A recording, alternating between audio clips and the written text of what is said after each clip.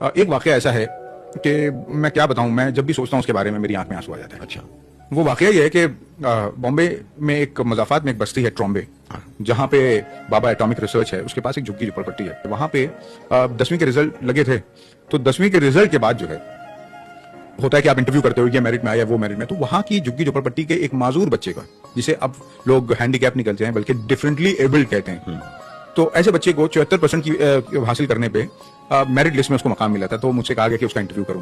میں گیا, میں اس کے انٹرویو کے لیے, تو میں نے دیکھا کہ وہ بچہ اتنا ڈسیبلڈ تھا کہ وہ خود سے چل بھی نہیں سکتا تھا, وہ رینگتا تھا, دونوں پیروں سے اور دونوں ہاتھوں سے معذور تھا وہ, اور آئیڈیل اسکول میں پڑھا ہوا تھا.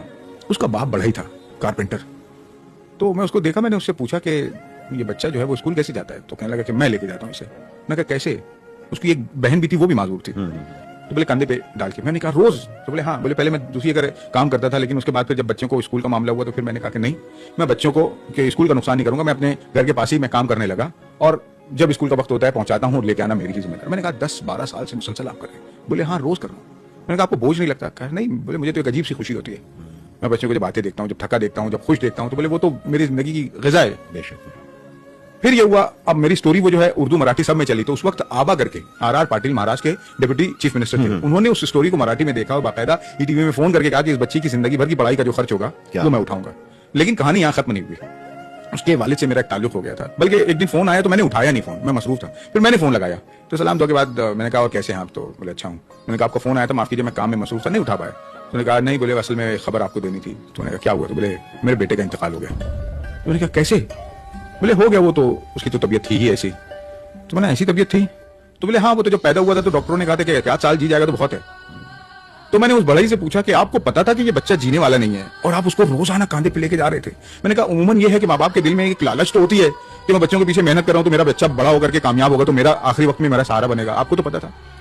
تو بڑھئی نے مجھ سے کہا کہ امتیاز بھائی کیا صرف اس لیے کہ میرا بچہ معذور ہے اس کو تعلیم سے محروم کر دوں گا؟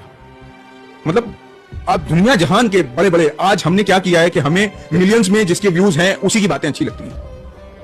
کتنی بکواس بات کر کے وہ مرسیڈیز BMW میں گھوم رہا ہے, تو ہمیں لگتا ہے کہ یہی سچا موٹیویشنل اسپیکر ہے. آپ کے آس پاس کہانیاں بکھری ہیں. اس بڑھئی نے مجھے بتایا کہ تعلیم کا تو یہ مقصد ہے کہ آدمی پڑھے, نوکری, اور دیکھیے نوکری کو تعلیم کی ضرورت ہے, تعلیم کو نوکری کی ضرورت نہیں. تو وہ اس آدمی نے تعلیم کا صحیح مفہوم مجھے سمجھایا کہ پڑھنا تو اس لیے ہے کہ یہ آدمی کو انسان بناتا ہے.